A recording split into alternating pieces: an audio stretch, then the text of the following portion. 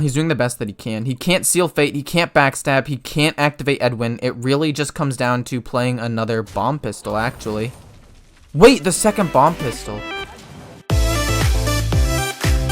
Tournament has been absolutely wild. We have our boy, TY22, okay, who has not lost a single game. And keep in mind, because of the rules, he has not gone to the loser's bracket once, which means that if he loses to Hot Pocket, our other finalist, he has to lose again in order to actually lose. Second, these two people have already played, and in our previous matchup of a best of 3, TY won moderately, handily. Next, we had my personal caster favorite of RFG, a guy who immediately lost in the first round. And unlike a lot of these people, didn't have a bye. A lot of these people at the beginning of the game and in these first couple of rounds had buys. RFG didn't have a single one and still made it almost to the very end. He made it to the top 4 or 5 people left in the tournament. It was exceptional to watch. He ended up losing because of a misplay. I feel bad. And also, Bass the Kitty lost to him because of a top deck. So it's been an absolute wild ride, especially these last 3 rounds. And we are about to get in to our final match. We're just waiting on White or TY. Okay, so they're setting up their games. They're going in. They're banning decks. Because this is an entirely different match, technically they can ban different decks than last time. The format is best of 3. They need to win 1 game with each of their individual different decks. Oh my god, dude. This is actually super intense. TY undefeated. Hot Pocket only losing to TY in the semifinals, getting knocked down to the loser's bracket and winning his way back up to the finals. This is probably the most intense Hearthstone tournament that has ever and will ever exist.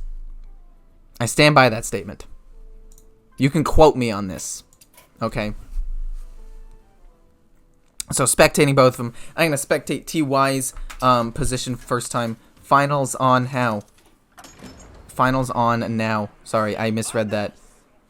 Okay, so Hot Pocket has the matchup advantage in my opinion, because I know that he is running Galakron Warlock, and from my previous experience, I know that Galakron Warlock is a good matchup into Dragon Hunter. It's not unbeatable, but it is good. Or it's not unlosable, but it is a good matchup. Especially with a starting hand like this. Job's done. What? TY didn't even play a card! Unless I'm bugging out. Hold up. Hold on. I don't think I'm bugging out because he's doing... He didn't even hero power. I'm getting like little snippets of what's going on, man. Okay, there we go. This actually... I think it should work now. I actually got to see him play a card. I think that means that it is fixed. We're actually seeing animations go... Okay, we're good. We're chilling. Okay, so TY is at a card disadvantage. However, he is playing the aggro game exceptionally well, in my opinion. He knows his win condition is beating him before the Galakron Warlock gets a ton of health, controls the board, so he's filling his board with small minions that's hard to deal with something like a Plague of Flames, and he is trying his best to apply pressure. I think that is the correct call. I stand by everything that he's doing. At this particular time, though, I will say that I think TY actually has a really good chance of closing this game out with Dino Tamer Bran.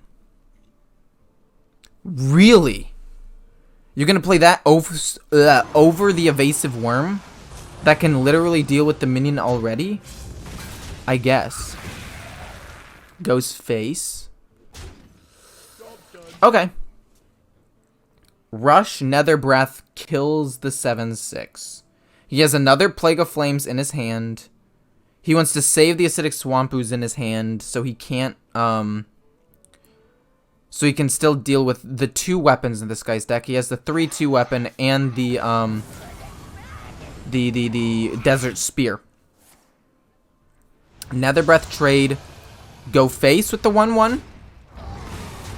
Correct, okay. Dino Tamer Brand, very good play. Dragon Queen Alexstrasza. If he's forced to play his other Plague of Flames this turn, and he doesn't have it in response to Dragon Queen Alexstrasza, this could very easily be game over for him. He's going to play the Evasive Worm now. It would be ridiculous not to play Evasive Worm at this point. And then he gets to play Dragon Queen Alexstrasza and win the game. Oh my god. This has been absolutely phenomenal. To be fair, though, I think that Galakron Warlock has probably one of the most flexible matchups of, like, most decks. So I genuinely think that he can still win the next 2 games, with Galakron Warlock being one of his 2 decks. Because that's a deck that, like, has no really bad matchups, in my opinion. He plays double Fiendish Rites. This next turn, probably Dragon Queen Alexstrasza, right?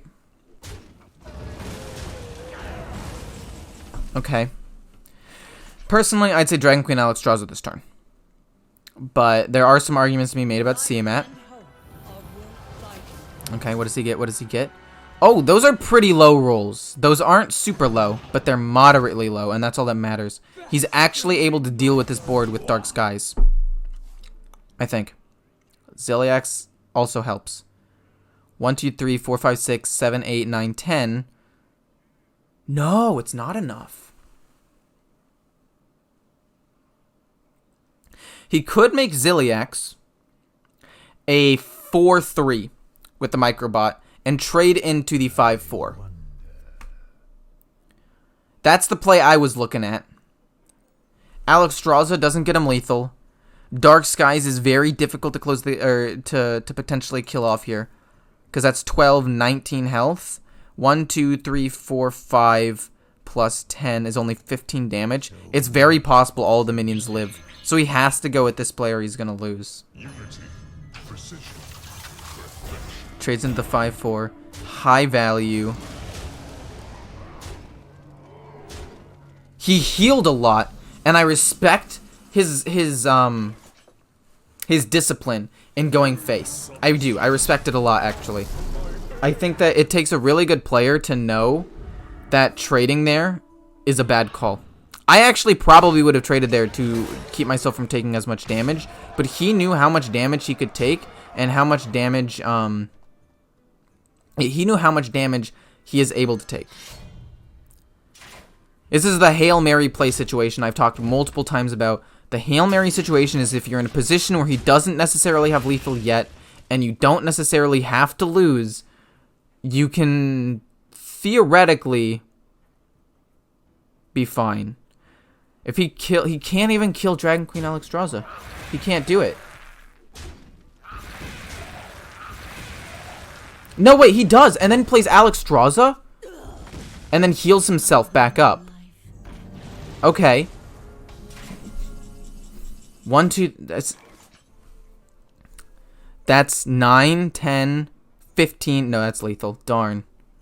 I actually thought Hot Pocket, like, somehow scraped his way out of this. But also, the Locust is a beast, so. Okay. That was a crazy game 1. I am on the edge of my seat. I'm ready for this next game. You like the suit? Thanks, man. A secret to hit legend?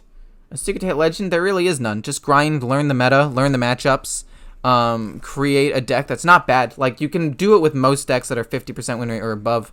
Or if you're really dedicated, you can do it with lower win rate decks. But, just learn the matchups with your particular deck. Try to play just that deck or maybe 1 or 2 other ones. And just grind away, man. It's important to know the matchups and know other things that the opponent is probably going to play. You've been here a long time? Like a long time on the stream? Or a long time like, in general, like, since the beginning of me making videos. Looking at TY's hand, I'd dump all of this. Looking at Hot Pocket's hand, I'd also dump all of this, and both of them are going to be in a very weird position. Okay, very good draw from Hot Pocket. Also a pretty good draw from TY as well. It's really going to come down to who executes better. And who gets better RNG from this first one. So, Hot Pocket got an actually useless card. A 10 mana card is god-awful, whereas TY got a 2-drop. So to be totally fair here, if I'm being honest, I think this does not bode well for Hot Pocket. A lot of it still comes down to who draws what, and who draws what off of Galakron or Togwaggle when the time comes. But to be totally honest, this entire situation is kind of weird. Oh yes, go face. If he traded there, that would be a huge misplay. So he has Seal Fate. He wants to kill off the 1/1, then Seal Fate that, correct. So then that way, nothing gets pumped, and he can't Seal Fate any of his other cards or any other minions. That was literally the perfect setup from Hot Pockets.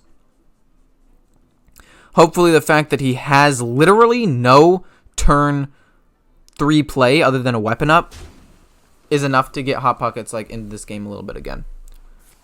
Okay, that's fine. He has the Devoted Maniac. Again, the Devoted Maniac does not have to die. And all of his minions are still injured, so he can't even like backstab them. So once again, Hot Pockets finds himself at least in a decent spot. He's going to be able to invoke several times. He's going to be able to play Togwaggle with a Shark, generate a ton of resources, and quite possibly be able to win the game off of those free cards.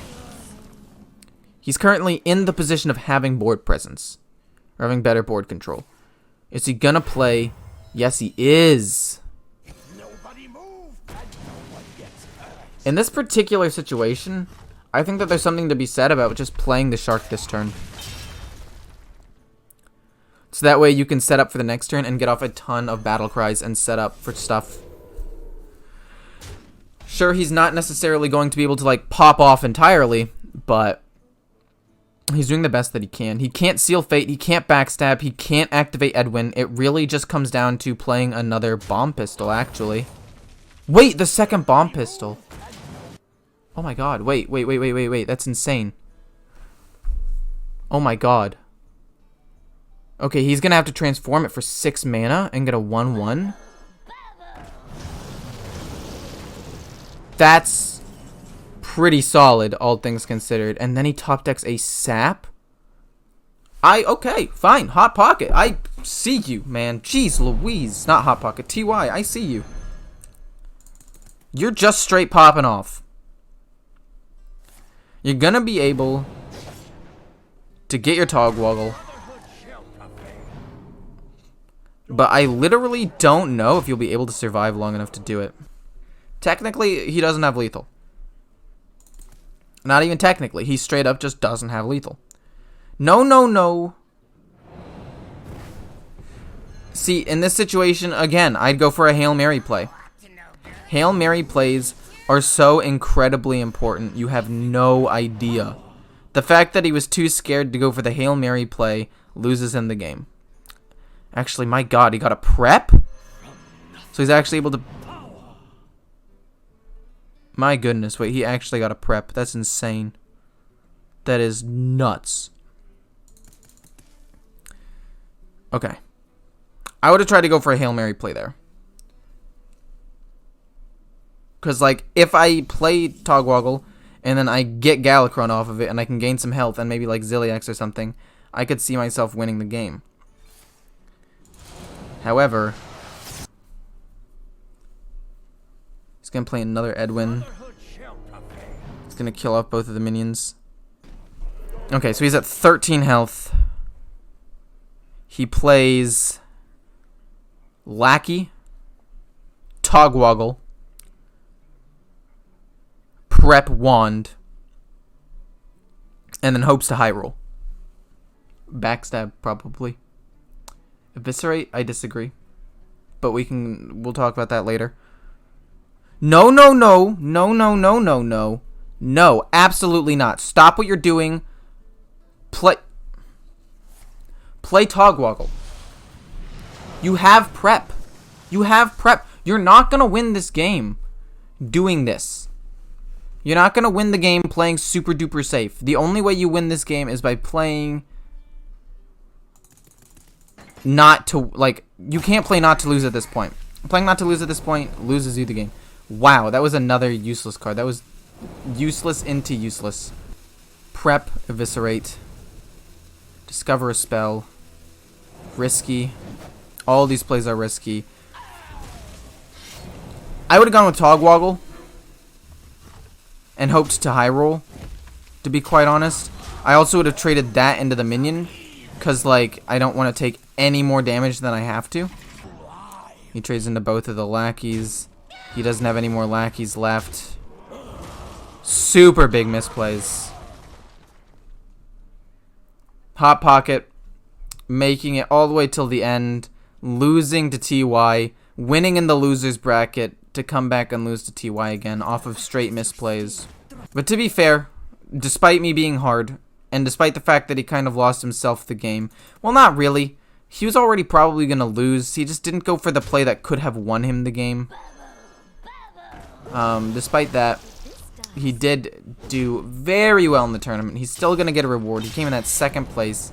And to be fair, TY, I think, is actually a legend player. We'll move it off to the side just so you can see. Is TY a legend player? TY, yep, TY is a legend player.